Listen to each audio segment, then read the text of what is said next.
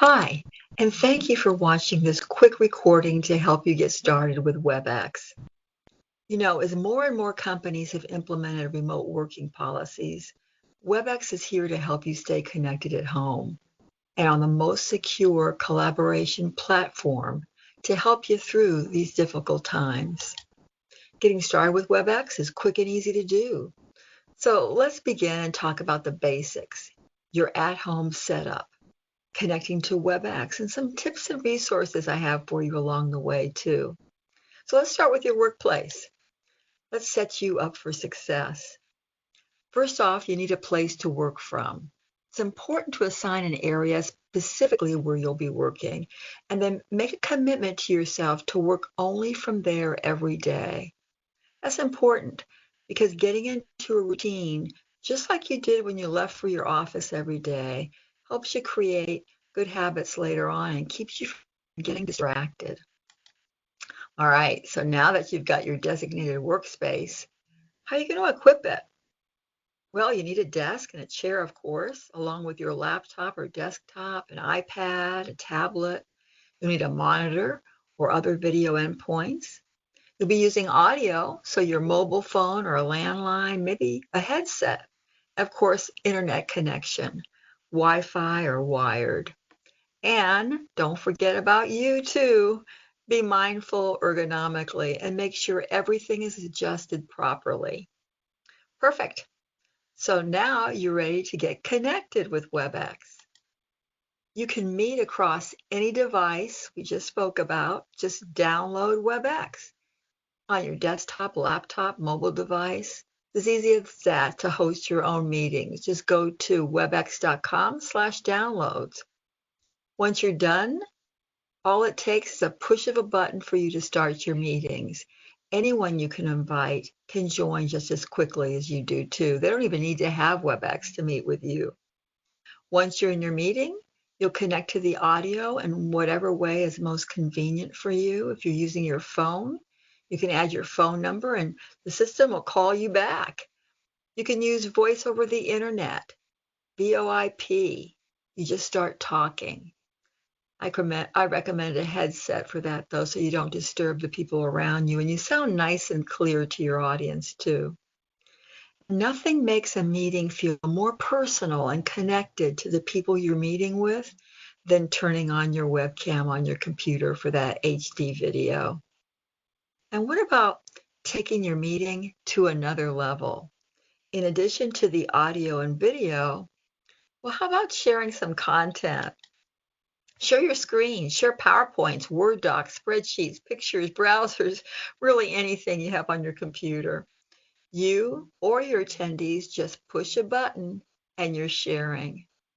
Now, once you see how easy it is to meet and share, well, you want to make sure that you stay connected. So let's go over some tips that can help you stay connected in any situation. Low bandwidth, for example. When you're in your meeting, you might see a notification on your screen to let you know that you have poor internet connection. If that happens, troubleshoot by getting as much bandwidth as you can. First off, try closing any applications you don't need during your meeting. As a matter of fact, I make it a practice just to always close my email and any open documents I'm not going to be using before I even launch my meetings. Something else that seems to work for me is to turn off my video. I usually always have it on, but when I'm experiencing bandwidth issues, that's the first thing I do. I turn off my video. And the last tip for you is your audio. If you're using voice over the internet, that VoIP we talked about, that takes more bandwidth. So change your audio to the phone. Just use the call me or I'll call in options to dial into the meeting instead of speaking on your computer for the audio. Secondly, if you start experiencing audio issues, because of the high demand on your local service provider's phone system, your landline or cellular could become unavailable. Well, don't panic. Just switch over to using voice over the internet. And remember, if VoIP is taking up too much of your bandwidth, follow the suggestions that we just went over on the left for low bandwidth. And if you're closing your apps and stopping the sharing, but you still need to discuss that document, then I recommend you email it to your participants prior to your meeting and then talk it through during your meeting with your audio. Last but not least, what about an internet outage? Well, first off, make sure it's really an outage. Check your internet connection. Is your cable plugged in? Is your Wi-Fi connected? If you don't have access, then continue your meeting. Just talk through the content you emailed your participants earlier and connect to the audio by using your phone. You'll always have toll and toll-free numbers to use. As a matter of fact, they'll be listed in the email confirmation that you get every time you schedule your meeting. So there you have it, 3 basic steps to set you up for success. And if you find that you might need more than just a meeting, Cisco Webex has specific products designed for specific needs.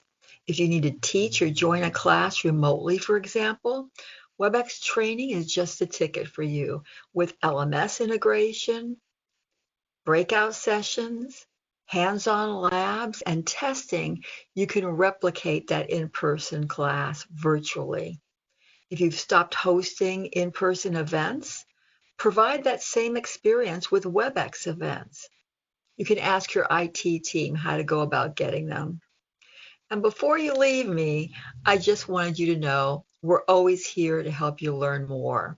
We provide free training either virtually with a live instructor or on demand at your convenience. You can find a listing of over 40 classes at help.webex.com. Thanks again for joining me.